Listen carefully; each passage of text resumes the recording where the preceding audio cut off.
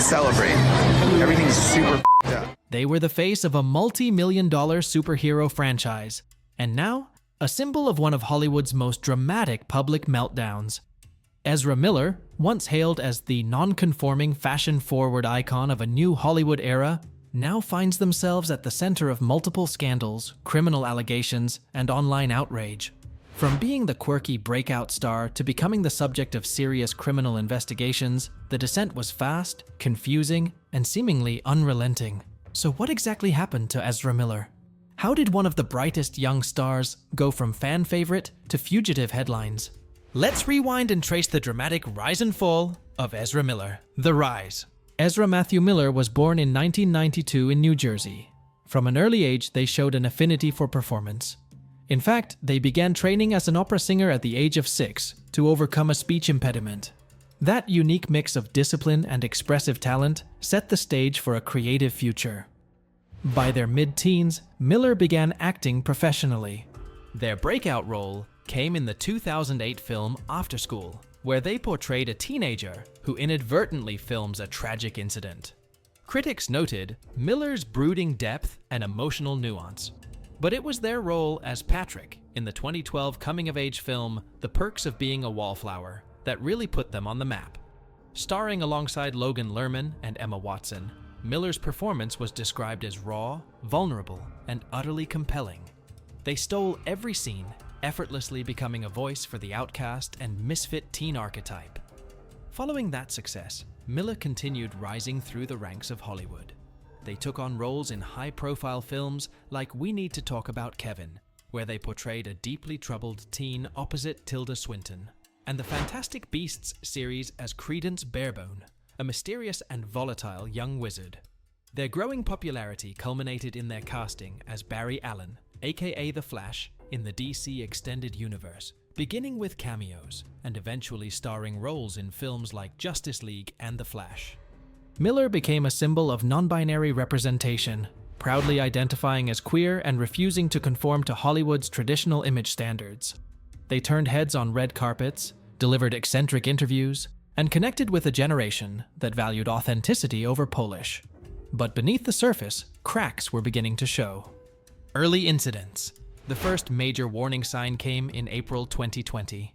A video began circulating online in which Miller appeared to choke a woman and push her to the ground outside a bar in Reykjavik, Iceland. The footage was grainy, but unmistakable. The reaction online was swift and furious. Was it staged? Was it a joke?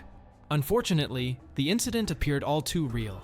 No charges were filed, and the story quickly disappeared from mainstream headlines. However, this incident left a stain on Miller's public image. The silence that followed, both from Miller and the industry, was deafening. Many began asking why there wasn't more accountability, and whether the entertainment industry was enabling troubling behavior behind the scenes. In the years that followed, Miller was associated with a string of increasingly bizarre and disturbing incidents. While many remained unverified or speculative, whispers turned to concern. Miller's public behavior was becoming erratic, and that would all come to a head in 2022. The 2022 spiral. 2022 marked the tipping point in Ezra Miller's public unraveling. In March, Miller was arrested in Hawaii after an altercation at a karaoke bar. Reports claimed they became agitated by patrons singing and began shouting obscenities, ultimately grabbing a microphone from a woman and lunging at a man playing darts. Just a few weeks later in April, Miller was arrested again, this time for allegedly throwing a chair at a woman during a private gathering. The woman suffered a half-inch gash on her forehead, according to police. The frequency and intensity of these incidents began to alarm even the most loyal fans. But it didn't stop there. In August 2022, Miller was charged with felony burglary in Vermont after allegedly breaking into a neighbor's home and stealing several bottles of alcohol. The situation raised eyebrows across the industry. How did a star with access to wealth and resources end up facing felony charges over stolen liquor? Around the same time, more disturbing allegations surfaced. The parents of Toccata Iron Eyes, an indigenous activist, accused Miller of grooming and manipulating their child over several years. They alleged that Miller had used fame, influence, and psychological tactics to control Toccata. Miller denied these accusations, and Toccata themselves later issued a statement in their defense. But the allegations struck a chord and fed into the larger narrative of instability and abuse. Miller's erratic behavior became the subject of headlines, late-night monologues, and countless YouTube breakdowns. Suddenly, the quirky star beloved for their eccentricity was now being discussed in terms of danger, instability, and criminality. Public fallout. Public opinion shifted drastically. Once admired for their openness and charisma, Miller now faced backlash from all corners of the internet. Hashtags like #FireEzraMiller and #CancelEzra trended regularly, and online petitions began to circulate, demanding Warner Bros. Remove them from all future DC projects. But Warner Bros. Took a different stance. Despite public outcry, the studio moved forward with The Flash, a film already deep in post-production with Miller in nearly every scene. The financial implications of reshooting with a new actor were massive. Some speculated that executives were hoping the controversy would die down before the release date. In August 2022, Miller broke their silence, releasing a statement apologizing for their past behavior and revealing that they were suffering from complex mental health issues and had begun treatment. The move was met with mixed reactions. Some applauded the acknowledgement and hoped for a redemption arc. Others saw it as a last-minute attempt at damage control. Hollywood, ever conscious of image and liability, watched closely. Would the apology be enough to quell the backlash?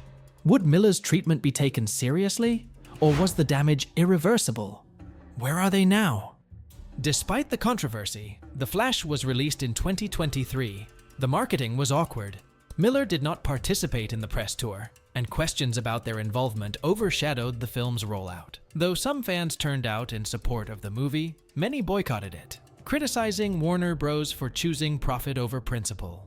The film received a lukewarm response from critics and underperformed at the box office.